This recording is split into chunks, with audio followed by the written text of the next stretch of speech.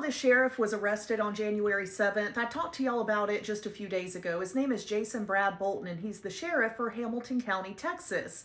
Well, he was arrested because of a weight loss drug operation, and in my last video I told you that it was being alleged that not only did Jason Brad Boulton know that someone who was unlicensed to do so was selling illegal weight loss drugs, but he was allegedly also telling his deputies to buy from this woman. He allegedly knew that there were illnesses linked to it.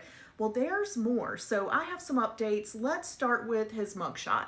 I want to start here because I just want you to tell me, does this look like someone who is taking their arrest seriously? Does this look like someone who is nervous about what's going to happen and how it's all going to play out? Because to me, he looks like he's posing for a yearbook photo. He looks like he has no worries at all, and I just want to hear your thoughts on that.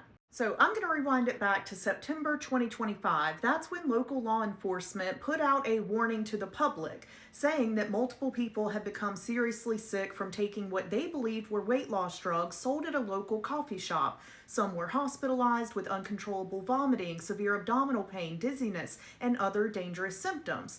The public alert and those hospitalizations helped trigger a wider investigation into where the drugs were coming from and whether they were safe or legal.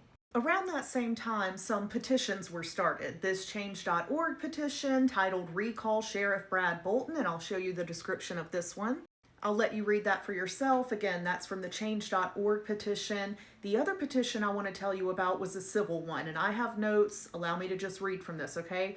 That petition alleges that Boulton had an extramarital intimate relationship with Erica Bedell. Erica Bedell is the woman accused of selling the unapproved weight loss drugs, and it is alleged that Boulton purchased and used those drugs from her multiple times in 2025.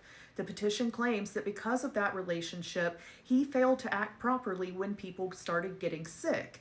In the wording of the petition, it states that Boulton was in an extramarital relationship with Bedell and that he was a customer for the same unapproved drugs being sold to others in the community.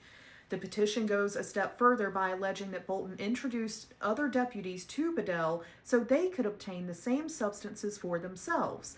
The exact language from the filing states that Boulton, quote, introduced deputies of the Hamilton County Sheriff's Office to Miss Bedell so they could obtain the same unapproved substances, and that he, quote, used his position of authority to assure deputies that these drugs were legal when he allegedly knew they were not. The petition also references the wave of illnesses that occurred in 2025.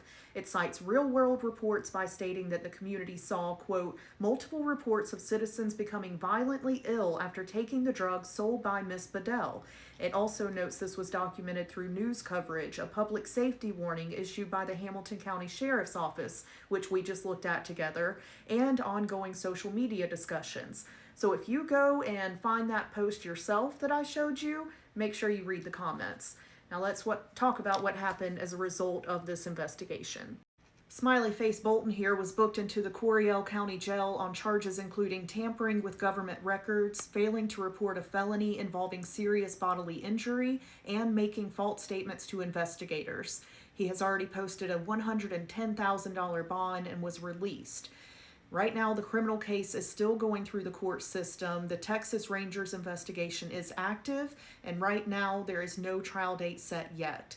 Boulton does remain the elected sheriff of Hamilton County, Texas, unless legal action changes that.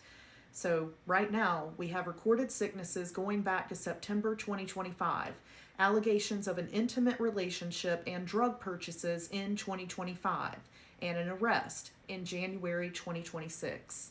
Let me know your thoughts on this case, on the allegations, and on that smiling mugshot, and follow me for updates. I will keep you posted on this case.